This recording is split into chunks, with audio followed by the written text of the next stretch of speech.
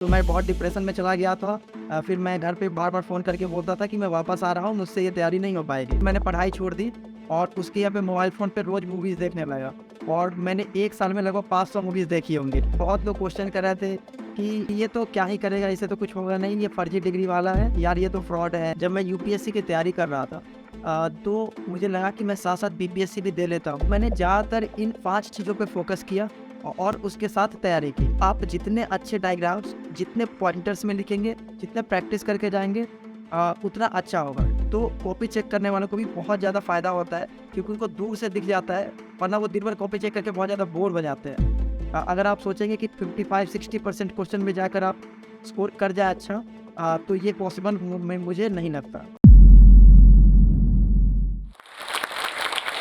मुझे आज भी वो दिन याद है जब मैं क्लास 6-7 में अपने दोस्तों के सामने कॉपी पे लिखा करता था कि मेरा सक्सेस तब आएगा जब सिग्नेचर मेरा ऑटोग्राफ बन जाएगा।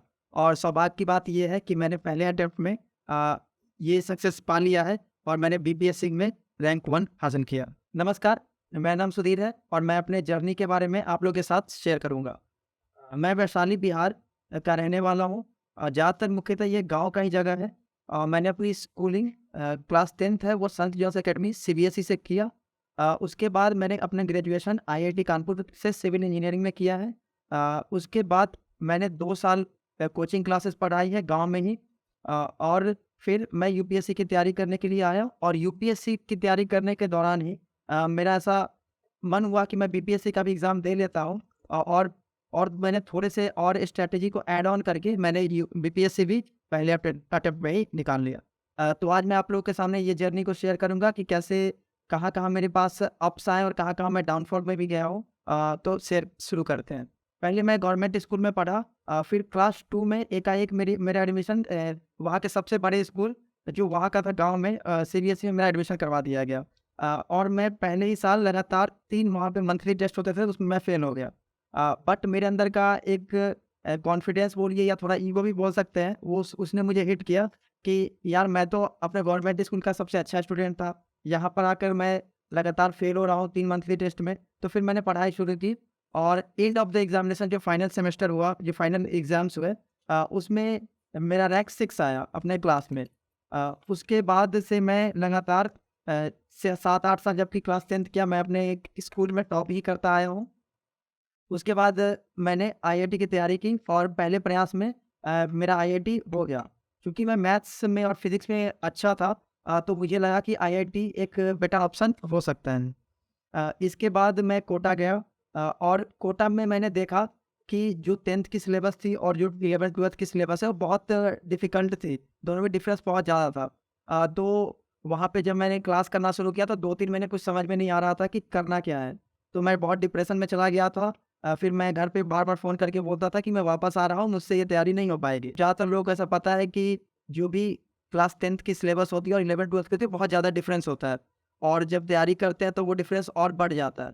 तो मैं डिप्रेशन में था। फिर 2-3 दोस्त और जो मेरे फैमिली मेंबर्स थे उन्होंने मुझे बहुत सपोर्ट किया कि ठीक है, कोई बात नहीं, नहीं होगा तो कोई प्रॉब्लम नहीं है। बट तुम क्या है अपना जो टाइम है वो स्पेंड करो। 2 साल का अगर तुम 2 साल के लिए गए हो तो पूरा 2 साल वहाँ पर स्पेंड करके आओ। कोई बात नहीं, नहीं होगा तो देखा जाएगा। फिर मैंने वहाँ से पढ़ाई करना शुरू किया। धीरे-धीरे वहाँ पे भी मेरा रिज़ल्ट इम्प्रूव होना शुरू हुआ। मैं वहाँ पे कोप अप करने लगा। तो 11th में जो वहाँ पे जो रैंकिंग आती है कोचिंग इंस्टीट्यूट की उसमें मुझे लगभग 15-18 पे मैं आने लगा। इसके बाद 12th में मुझे ज़्यादातर चीज़ें समझ में आने लगी तो फिर मैंने पढ़ाई छोड़ दी और उसके यहाँ पे मोबाइल फ़ोन पे रोज़ मूवीज़ देखने लगा और मैंने 1 साल में लगभग 500 मूवीज़ देखी होंगी। और जब लास्ट में जब उसके बाद जब रैंकिंग आनी शुरू हुई तो जो मैं 15 और 20 पे रैंक ला रहा था वो मेरी लास्ट में इंस्टीट्यूट में रैंक 80 और 90 के बीच चली गई और जो मेरा पोटेंशियल टॉप 500 में आने का था वो मेरा रैंक 2500 के आसपास आया। मुझे आईआईटी कानपुर में सिविल मिला। मैंने 4 साल की तैयारी की बट क्योंकि मेरी जो सिस्टर है वो कॉर्पोरेट में पहले से जॉब कर रही थी तो उन्होंने बताया कि कैसे लाइफ बहुत ज़्यादा मोनोटोनस हो जाती है और 4-5 सालों के बाद काम करने का वहाँ पे मन नहीं करता। तो पहले से ही मैंने पहले दूसरे ईयर से ही ऐसा मन बना लिया था कि मैं कॉर्पोरेट हाउस में नहीं जाऊँगा। या तो मुझे सिविल सर्विसेज़ करनी है, नहीं तो टीचिंग करनी है।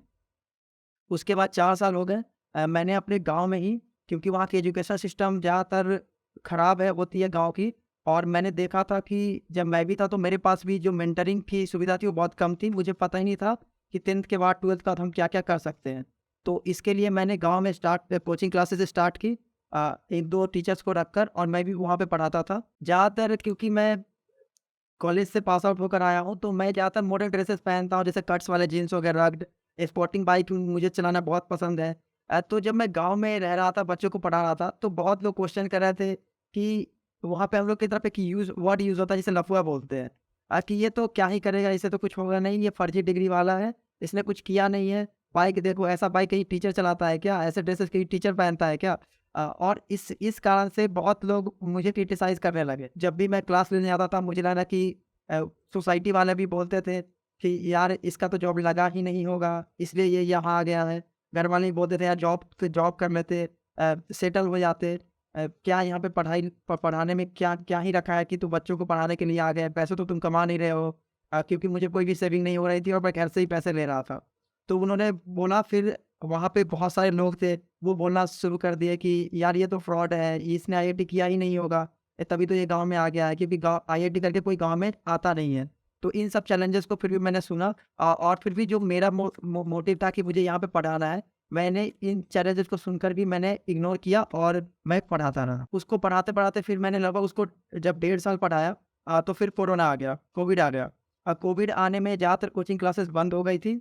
तो जो 6 महीने का टाइम मुझे उसमें मिला, और उसमें मैंने धीरे-धीरे करके सिविल सर्विसेज़ का जो सिलेबस होता है या फिर जो भी बुक्स होती हैं, मैंने उनको देखना शुरू किया। तो मुझे लगा कि इसको मैं कर सकता हूँ, और जब मैंने मैथ्स का जो ऑप्शनल मेरा है, उस पेपर को जब मैंने देखा, तो मुझे लगा कि मैथ्स एक ऐसा सब्जेक्ट है, जिसमें मैं थोड़ा एडवांटेज लेकर बाकी जो मेरी जीएस थोड़ी वीक होगी, मैं उसको मैनेज कर सकता हूँ। तो फिर मैंने वहाँ से पढ़ाई शुरू की, जो 6 महीने थे उसमें, और मैंने अपना सबसे पहले ऑप्शनल कंप्लीट कर लिया। इसके बाद जब मैं आया, तो जैसे कि होता है कि जब आईआईटी की आप तैयारी कर रहे होते हैं, तो वहाँ पे ज़्यादातर मैथ साइंस पढ़ते हैं। उससे सीधे आर्ट्स में शिफ्ट करना, हिस्ट्री, ज्योग्राफी, इकोनॉमिक्स, बहुत ज़्यादा मुझे लगा कि मेरे लिए डिफ़िकल्ट आ रहा था, और लगभग मुझे 6-7 महीने और लग गए सिर्फ़ सिलेबस को फिगर आउट करने में कि क्या पढ़ना है और क्या नहीं पढ़ना है। तो फिर 6-7 महीने मैंने सिर्फ़ इसमें देखा कि प्रीवियस ईयर क्वेश्चंस को देखे, और बहुत सारी चीज़ों को देखा कि कैसे बोलते हैं, टॉपर्स के वीडियोज़ देखे। तो वहाँ पे मुझे लगा कि, और तब मुझे आइडिया लगा कि अच्छा, कुछ ही स्टैंडर्ड्स बुक पढ़नी होती है, जिसके साथ आप सक्सीड करते हैं। मैं स्टार्टिंग से जब मैं आया दिल्ली, तो मैं यूपीएससी की प्रिपरेशन ही कर रहा था। बट क्योंकि ऐसा है कि यूपीएससी में बहुत ज़्यादा लोग इनरोल होते हैं, फॉर्म डालते हैं, और जो अनएक्सपेक्टेड है यूपीएससी का एग्ज़ाम, वो बहुत ज़्यादा है। ख़ास तौर पे अगर प्रीलिम्स की बात करें तो बहुत अनएक्सपेक्टेड है, कब होगा कब नहीं होगा कोई नहीं बता सकता। तो मुझे लगा कि मेरे पास एक प्लान बी भी होना चाहिए था, कि अगर मैं कभी सोचूँ कि मुझे करना है तो कर सकूँ। तो यूपीएससी की सिलेबस इतनी वास्ट होती है, इतने मल्टी डायमेंशनल होते हैं, कि मुझे लगता है कि अगर हम यूपीएससी की तैयारी करें, तो कोई भी स्टेट पीसीएस जो है वो कर सकते हैं, अगर मैं उसमें थोड़ा कंटेंट ऐड ऑन कर दूँ। जैसे कि अगर बिहार की कर रहे हैं तो बिहार स्पेशल अगर हम तैयार कर लें, अगर यूपी की कर रहे हैं तो यूपी स्टेट के बारे में अगर हम थोड़ा देख लें। अगर हम ऐसी चीज़ें थोड़ा ऐड ऑन कर दें प्री और मेंस में, तो मुझे लगता है कि यूपीएससी के साथ अगर हम 2-3 घंटे भी अगर कभी टाइम निकाल कर, अगर 1-2 अटेम्प्ट, 3 अटेम्प्ट, 4 अटेम्प्ट अगर नहीं हो रहे हैं, तो अगर हम ऐसे 2-3 घंटे अगर हम टाइम निकाल दें दूसरे स्टेट पीसीएस के लिए, तो ये किया जा सकता है। तो मैं अब अपने स्ट्रैटेजी के बारे में बताना चाहूँगा कि मैंने किस तरीके से यूपीएससी से फिर बीपीएससी में शिफ्ट किया, और कैसे बीपीएससी को मैंने प्रायोरिटाइज़ करके और टाइम को अच्छे से मैनेज करके पहली बार में रैंक 1 हासिल किया। जब मैं यूपीएससी की तैयारी कर रहा था, तो मुझे लगा कि मैं साथ-साथ बीपीएससी भी दे लेता हूँ। तो इसके लिए मैंने वही प्रीवियस ईयर मैंने क्वेश्चंस देखे, और ज़्यादातर मैं मोस्टली फ़ोकस 5-6 घंटे मैं यूपीएससी के लिए ही पढ़ता था, और 2-3 घंटे मैं निकालता था बीपीएससी के लिए। तो बीपीएससी के जब मैंने प्रीवियस ईयर्स क्वेश्चन के पैटर्न को देखा, तो मुझे लगा कि कुछ सेगमेंट ऐसे हैं जिस पे अगर बहुत अच्छे से कमांड हो जाए, तो उनसे ज़्यादातर मैक्सिमम क्वेश्चन तो उधर से ही आ रहे थे। जैसे बात करें हिस्ट्री की, उसके बाद जो साइंस का क्वेश्चन होता है, और उसके बाद जो 10 मैथ्स होते हैं, उसके अलावा करंट अफेयर्स और बिहार स्पेशल। तो मैंने ज़्यादातर इन 5 चीज़ों पे फ़ोकस किया, और उसके साथ तैयारी की। क्योंकि एक 150 क्वेश्चंस में से 120 क्वेश्चन इन्हीं 5 टॉपिक से आ रहे थे। और क्योंकि मैंने पॉलिटी यूपीएससी के लिए पढ़ रखी थी, तो बिहार से कोई भी क्वेश्चन पॉलिटी के ऐसे नॉर्मल एज़ सच नहीं आता। वो यूपीएससी वाले से ही आता है और इकोनॉमी भी अच्छी थी मेरी। तो वो भी क्वेश्चन उसके साथ मैंने क्या किया, इकोनॉमी में जो भी मैंने यूपीएससी के लिए पढ़ा था उसमें मैंने बस बिहार के बजट और इकोनॉमिक सर्वे को ऐड ऑन कर दिया और ज़्यादातर क्वेश्चन वहीं से आ गए। उसके अलावा जो करंट अफेयर्स होते हैं वहाँ पे मुझे लगता है कि यूपीएससी और बीपीएससी कंप्लीटली डिफरेंट है। क्योंकि यूपीएससी ज़्यादातर वो लॉजिकल क्वेश्चन पूछते हैं और बीपीएससी में ज़्यादातर जो क्वेश्चन आते हैं वो फैक्चुअल होते हैं। तो उसके लिए मैंने किया था कि एसएससी की जो बुक आती है, मैंने बीपीएससी के लिए बहुत ज़्यादा नहीं किया था, वो करंट अफेयर के लिए जो एसएससी की मंथली मैगज़ीन्स आती है उससे मैंने पढ़ा था और उसके साथ केबीसी नैनो, क्योंकि उस टाइम 30-35 क्वेश्चंस आते थे करंट अफेयर के और मेरा लगभग उसमें से 1 या 2 ही गलत हुआ था। मैंने इतना करंट अफेयर तैयार कर लिया था कि मेरे 35 में से 34 या 33 सही हो गए थे और उस टाइम पे बहुत ज़्यादा एक्सपीरियंस नहीं था क्योंकि मैंने स्टार्ट ही किया था तैयारी और पहले 6 महीने तैयारी के 6 महीने के अंदर ही मेरा प्री हो गया था। तो मेरा पॉलिटी इकोनॉमिक्स उतना अच्छा उस टाइम तक नहीं हुआ था जितना अभी है। लेकिन फिर भी सिर्फ़ करंट अफेयर्स के दम पर मैंने बीपीएससी में इतना स्कोर कर लिया कि मैं प्री क्वालीफाई कर गया। तो इसमें ये रहता है कि अभी जैसे कि अभी बीपीएससी का क्वेश्चन देखें जिसमें नेगेटिव मार्किंग ला दिया गया है, पहले नेगेटिव मार्किंग नहीं होती थी और दूसरे क्वेश्चंस को भी ऐड किया गया है जैसे मैंने एनालाइज़ किया है। जैसे कि अब आपको जो बहुत प्रीवियस ईयर क्वेश्चंस में जो स्ट्रेट फॉरवर्ड क्वेश्चंस आते थे, उन्होंने इस बार हटाया है। बिहार की जो लेजिस्लेटिव असेंबली के डिबेट होते हैं, वहाँ से उन्होंने क्वेश्चंस पूछे हैं। तो ये सब अब आपको थोड़ा होलिस्टिक व्यू लेकर पढ़ने की ज़रूरत है प्री के लिए भी। और लेकिन फिर भी अगर साइंस की का टॉपिक देखें, बिहार स्पेशल देखें या फिर जो हिस्ट्री थी, वो सब नॉर्मल जो पहले आते हैं वैसे ही आ रहे हैं, उसमें बहुत उन्होंने चेंज नहीं किया है। और तो ये है कि आप न्यूज़पेपर रोज़ पढ़ सकते हैं, उससे खुद के भी नोट्स बना सकते हैं और एनसीईआरटी बहुत ज़रूरी हो गया है। अगर आप इस साल के क्वेश्चन को देखें बीपीएससी की तो ज़्यादातर क्वेश्चंस जो थे वो इस एनसीईआरटी से ही आए थे। एंड अगर आप ज्योग्राफी के देख लें, हिस्ट्री के देख लें, पहले पहले जैसे तो आ रहे हैं बट उन्होंने क्या किया, बहुत ज़्यादा उसको स्ट्रीमलाइन किया है एनसीईआरटी की तरह। तो मुझे लगता है कि अब एनसीईआरटी पढ़ना जैसे यूपीएससी में बहुत ज़्यादा ज़रूरी हो गया है, उस तरीके से आपको बीपीएससी में पढ़ना पड़ेगा अगर आप चाहेंगे कि लूसेंट पढ़कर कोई शॉर्टकट बुक पढ़कर अगर आप पास हो जाए। तो मुझे लगता है कि ये बहुत डिफ़िकल्ट होगा आपके पैटर्न पे। और नेगेटिव मार्किंग है तो जब आप हम क्वेश्चन सॉल्व करते हैं तो ये भी ध्यान रखना है कि जो बहुत ज़्यादा कॉन्फिडेंट है आप उसी क्वेश्चन को टिक करना है, बहुत ज़्यादा नेगेटिव नहीं करना है। बीपीएससी के लिए जब मैं प्री के लिए पढ़ रहा था तो लगभग 2 महीने बाकी थे। ज़्यादातर लोगों को अगर वो सिर्फ बीपीएससी की तैयारी कर रहे हैं तो मुझे लगता है 40 दिन प्री के लिए काफ़ी है। लेकिन क्योंकि मैं ज़्यादातर टाइम यूपीएससी के लिए डिवोट कर रहा था तो बीपीएससी के लिए मैं सिर्फ 3 घंटे ही निकाल पा रहा था और 3 या 4 घंटे। तो इसलिए मैंने 2 महीने पहले से स्टार्ट कर दिया था प्री प्री की तैयारी। और मैक्सिमम मुझे लगता है कि मैं 8-9 घंटे ही पढ़ पाता हूँ। ऐसा नहीं है कि कोई 20 घंटे, 15 घंटे, 18 घंटे बहुत लोग बोलते हैं कि वो पढ़ते थे। बट मुझे लगता है कि ऑन एन एवरेज अगर हम निकालें तो 8 से 9 घंटे मैं पढ़ पाता था। इसमें 5 घंटे मैं यूपीएससी की करता था, 3-4 घंटे मैं बीपीएससी की करता था। तो ये मैं टाइम मैनेज करता था और मुझे नहीं लगता कि आप 8-9 घंटे से ज़्यादा अ, फुल कंसंट्रेशन के साथ पढ़ सकते हैं। मुझे ऐसा लगता है कि अगर पूरे कंसंट्रेशन के साथ पढ़ना है तो आप ये देखिए कि आप अ, कितना पढ़ रहे हैं, कितनी देर पढ़ रहे हैं, ये नहीं देखना है हमें। दिसंबर 2020 में मेरा बीपीएससी का प्री हुआ था और उसके बाद मैं फिर से यूपीएससी में ही लग गया था क्योंकि मुझे पता नहीं था कि प्री में मेरा होगा या नहीं होगा। बट मार्च के आसपास में रिजल्ट आया कि और मैं क्या करता था यूपीएससी के लिए पहले से मैं हर दिन 1 या 2 आंसर्स लिख रहा था। लेकिन जब बीपीएससी का मेरा रिजल्ट प्री हो गया तो उसके बाद मैंने बिहार के जो भी क्वेश्चंस आते हैं जो यूपीएससी से मैच नहीं होते हैं उसके अलावा होते हैं, वो भी मैंने एक-एक क्वेश्चन रोज बिहार के लिए लिखना शुरू किया। ये मैंने लगभग मार्च के महीने से किया था, तो मेरे पास पूरे लगभग 4 महीने का समय था जुलाई तक कि मैं इस पे टाइम दे सकूँ और इसमें मुझे ऑप्शनल भी करना था। तो ऑप्शनल मैंने मैथ्स इसलिए ही रखा था जिससे कि क्योंकि मैं 6-7-8 घंटे पढ़ने के बाद उससे ज़्यादा मैं जीएस पढ़ नहीं पाता हूँ। ऐसा मुझे लगता है तो इसलिए मैंने मैथ्स ऑप्शनल इसलिए लिया था क्योंकि मैं एक तो पढ़ा रहा था मैथ्स, तो वहाँ से मुझे मिल रहा था कि मैं बहुत कुछ आधा चीज़ें जान रहा था। जो सिविल इंजीनियरिंग जब मैं कर आया उसमें भी बहुत सिलेबस पढ़ा जा चुका था और मैं अपने जो प्रिपरेशन आवर्स है अब मेंस के टाइम पे जब मैं मैथ्स पढ़ता हूँ तो वो मैं उसको 11-12 घंटे कर पा रहा था क्योंकि बहुत बार ऐसा होता है कि आपको मैथ्स में क्वेश्चन ही सॉल्व करने पड़ते हैं, फॉर्मूले नहीं याद करने पड़ते। तो मैं गाने चलाकर भी ऐसे क्वेश्चन सॉल्व करके क्योंकि फिर आप अगर टाइम को एक्सटेंड करना है 9 घंटे के बाद तो पूरे कंसंट्रेशन पे नहीं हो पा रहा था मुझसे। तो मैंने क्या किया कि मैथ्स उसके बाद जो भी 3 घंटे होते थे मैं मैथ्स बनाता था। क्योंकि वो मुझे लगता है कि मैं थोड़े कम कंसंट्रेशन पे भी सॉल्व कर पा रहा था, गाने-वाने चलाकर मैं सॉल्व कर ले रहा था। तो और मुझे लगता है कि मैथ्स के एक और जो एडवांटेजेज़ है वो मैं बताना चाहूँगा कि एक तो ये है कि आप अपने टाइमिंग को बढ़ा सकते हैं। थोड़े कम कंसंट्रेशन के साथ भी अगर आपको लग रहा है कि आपको फ़ॉर्मूले बस याद है, नहीं तो पेपर शीट पर लिख कर और उसको आप 11-12 घंटे तक पहुँचा सकते हैं। और दूसरा फ़ायदा ये होता है कि अगर आपने 2-3 बार सिलेबस कंप्लीट कर लिया तो रिवाइज़ करने में मुझे लगता है कि 2 से 3 दिन काफ़ी होते हैं मैथ्स को। तो जस्ट आप बाकी सब्जेक्ट्स देते हैं जीएस और उसके बाद 3-4 दिन रिवाइज़ करते हैं और सीधे आप मेंस लिख सकते हैं। तो इन 2 कारणों से मैंने मैथ्स ऑप्शन को चूज़ किया था। बस उसके अलावा जो यूपीएससी के अलावा आपको करना पड़ता है, वो यह करना पड़ता है कि अ, बिहार से जो क्वेश्चन्स आते हैं इकोनॉमिक्स और दूसरा हिस्ट्री में, हाँ, उसे आपको करना पड़ता है। तो इसके लिए अगर आप देखेंगे क्वेश्चन तो क्योंकि हिस्ट्री में बहुत ज़्यादा वास्ट पूछ नहीं सकते। तो अगर आप प्रीवियस ईयर के अगर आप 15-20 सालों के क्वेश्चन को बहुत अच्छे तरीके से लिख कर प्रैक्टिस कर लें, उसके कुछ नोट्स बना लें, इस तरीके से कि आप अगर एक बार उसको देखें तो पूरा आंसर आप उसको लिख पाएँ।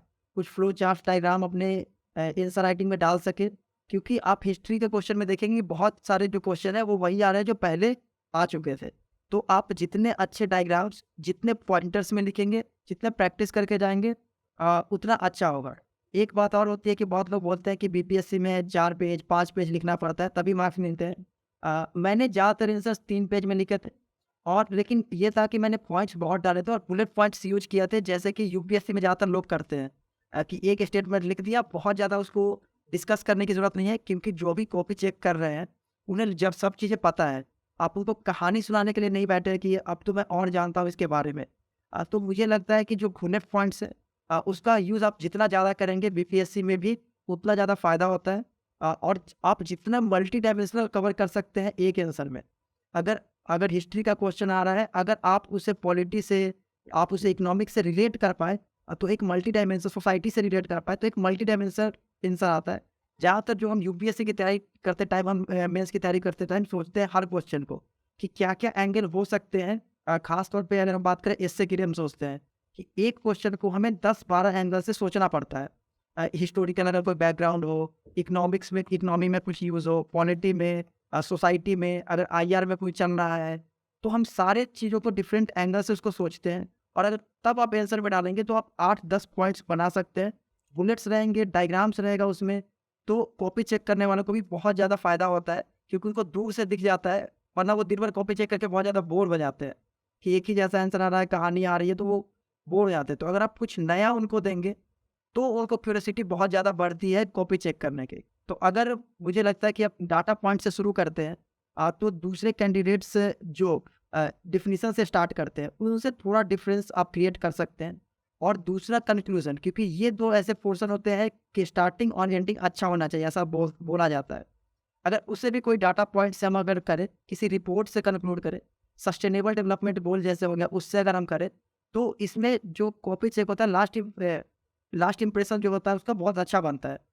तो इन दोनों से जो होता है थोड़े से और बुलेट पॉइंट्स यूज़ करके, डायग्राम्स यूज़ करके आप आंसर्स को एनरिच कर सकते हैं। बट ये तभी आएगा जब आप रोज़ लिख रहे हो। अगर आप सोचेंगे कि 10 दिन पढ़कर और अगर मैं बहुत अच्छा आंसर लिख लूँ, तो ऐसा नहीं होता है क्योंकि टाइम भी मैनेज करना होता है, इन सब चीज़ों को वहाँ डालना ही पड़ता है। तो तभी हो पाएगा जब आप कंटिन्यूअस फ्लो में रहें और हर दिन आंसर्स को लिखें, एटलीस्ट 2-3 आंसर तो हर दिन लिखने ही चाहिए। तो अपने आप कंटेंट डेवलप होता है और क्योंकि मेंस का सिलेबस बहुत डिफाइंड होता है कि इतने सिलेबस से ही आएगा और उन्होंने पूरा उसको डिटेल में दे दिया है।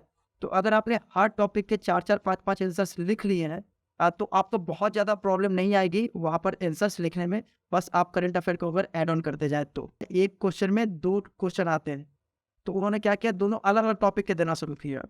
तो मुझे लगता है कि एटलीस्ट आपका 90% सिलेबस कंप्लीट होना चाहिए। अगर आप सोचेंगे कि 55-60% क्वेश्चन में जाकर आप स्कोर कर जाए अच्छा, तो ये पॉसिबल मुझे नहीं लगता। इसके अलावा अभी सिलेबस चेंज कर दिया गया है, ऑप्शनल को हटा दिया गया है सारे लोगों को पैरिटी पे लाने के लिए, क्योंकि बहुत ऐसे सब्जेक्ट्स थे जिसमें कि ऑप्शनल की वजह से लोगों के बहुत अच्छा स्कोर हो जा रहा था, मैं भी उनमें से एक हूँ। तो उनको पैरिटी पे लाने के लिए किया गया है कि ऑप्शनल को हटाकर उसे क्वालिफाइंग बना दिया गया है और उसके यहाँ पे एस्से पेपर को इंट्रोड्यूस किया गया है। तो मुझे लगता है इस इंट्रोडक्शन के कारण अब यूपीएससी के साथ आप और अच्छे से स्ट्रीमलाइन कर पाएंगे, क्योंकि यूपीएससी में पहले से इससे है नहीं। तो मुझे लगता है कि अगर अब आप 2 घंटे भी यूपीएससी के साथ टाइम देंगे तो बीपीएससी आप कर सकते हैं। बस आपको पीटी के लिए थोड़ा एक्स्ट्रा टाइम स्टार्टिंग से देना पड़ेगा। मुझे लगता है उसके लिए 2 महीने पहले आप स्टार्ट कर सकते हैं। मैंने इंटरव्यू की तैयारी ऐसा फ्रेंड के साथ ही थोड़ा मोड़ा डिस्कस किया था, और मैंने सिर्फ एक कोचिंग इंस्टीट्यूट में एक मॉक दिया था, वो भी क्योंकि सिर्फ उसके 8-10 दिन बाद ही मेरा यूपीएससी का प्रीलिम्स था जो अभी हुआ है। तो मैंने मॉक एक दिया और सीधे जाकर मैं इंटरव्यू में जाकर बैठ गया था, और मैंने अप्रोक्सीमेटली 60% क्वेश्चंस में सॉरी बोला था, लेकिन मैं कहीं पर पैनिक नहीं किया। वो कितने भी बोलते रहे, अंदर में ऐसा होता है कि जो मॉक का माहौल होता है और जो अंदर में माहौल होता है, जो बीपीएससी या यूपीएससी रहती है, वो बहुत डिफरेंट होता है। अब मैंने 60% क्वेश्चन में सॉरी बोला था, फिर भी मेरे लगभग एवरेज से 1-2 मार्क्स ऊपर ही थे।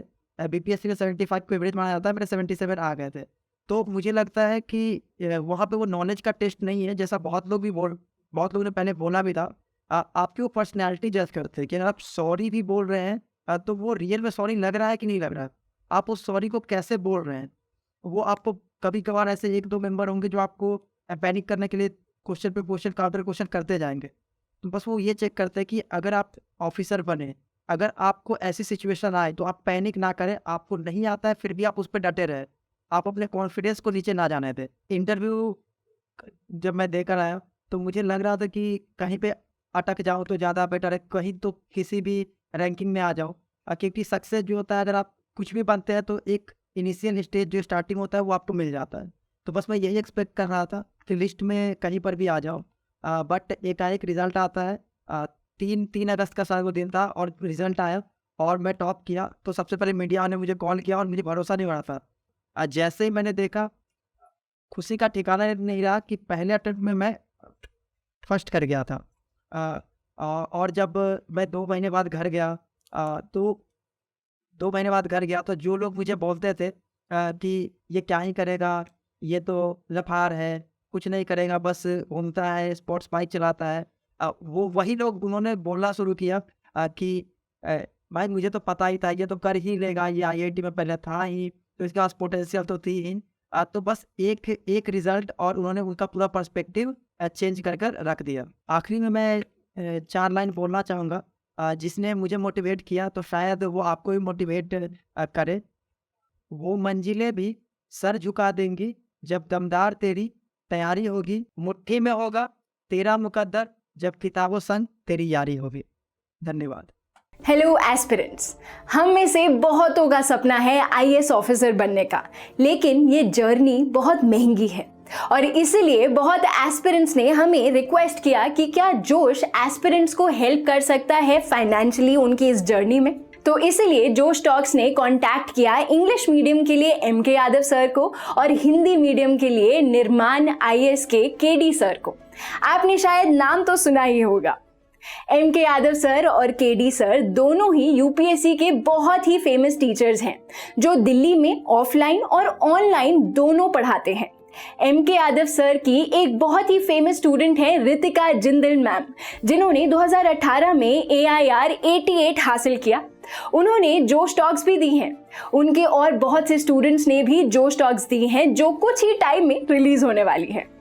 केडी सर के भी बहुत स्टूडेंट्स ने यूपीएससी में टॉप रैंक्स प्राप्त की हैं। कुछ ही समय में उन्हीं के स्टूडेंट्स की भी टॉक्स रिलीज होने वाली है। तो हमने एमके यादव सर और केडी सर को कांटेक्ट किया और रिक्वेस्ट किया कि जोश की फैमिली के लिए वो एक बहुत ही बड़ी स्कॉलरशिप दे पाए, क्योंकि अब 2024 में जो भी अटेम्प्ट देना चाहते हैं उनके लिए अब तैयारी शुरू करने का टाइम आ गया है। हमें बहुत ही खुशी है कि दोनों सर ने जोश की टीम को इसमें सपोर्ट करने के लिए हाँ बोल दिया है। जोश की फैमिली के लिए केडी सर और एमके यादव सर दोनों ही हमें स्कॉलरशिप प्रोवाइड करेंगे, यानी कि वो क्वालिटी की एजुकेशन जिसकी फीस लाखों में जाती है अब अफोर्डेबल हो पाएगी। ये हेल्प वैल्यूएबल है सबसे ज्यादा उन नए एस्पिरेंट्स के लिए जिन्हें फाउंडेशन कोर्स करना है लेकिन लाखों की फीस वो अफोर्ड नहीं कर सकते। जोश फैमिली की ये स्कॉलरशिप पाने के लिए हम नीचे दिए गए गूगल फॉर्म को फिल कर सकते हैं। जब आपको कॉल आए तो प्लीज मेंशन करना मत भूलना कि आप जोश फैमिली के पार्ट हैं, ताकि आपको स्कॉलरशिप मिल पाए। जोश टॉक्स को बहुत गर्व है कि अब एस्पिरेंट्स को जोश सिर्फ कहानियों से नहीं बल्कि असलियत में फाइनेंशियली सपोर्ट कर पा रहा है। जोश टॉक्स का सपना कभी भी सिर्फ जोश टॉक्स बनाना नहीं था। जोश का मानना है कि हम सब में एक काबिलियत है अपनी जिंदगी में कुछ बड़ा हासिल करने की, मगर कुछ परिस्थितियों की वजह से हमारा वो अंदर का टैलेंट बाहर नहीं आ पाता। लेकिन अब कम से कम हमारी फाइनेंशियल स्थिति हमें अपने आईएएस बनने के सपने से रोक नहीं सकती।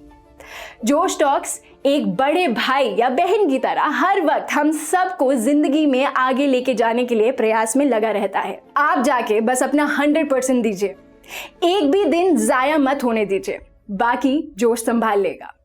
जय हिंद।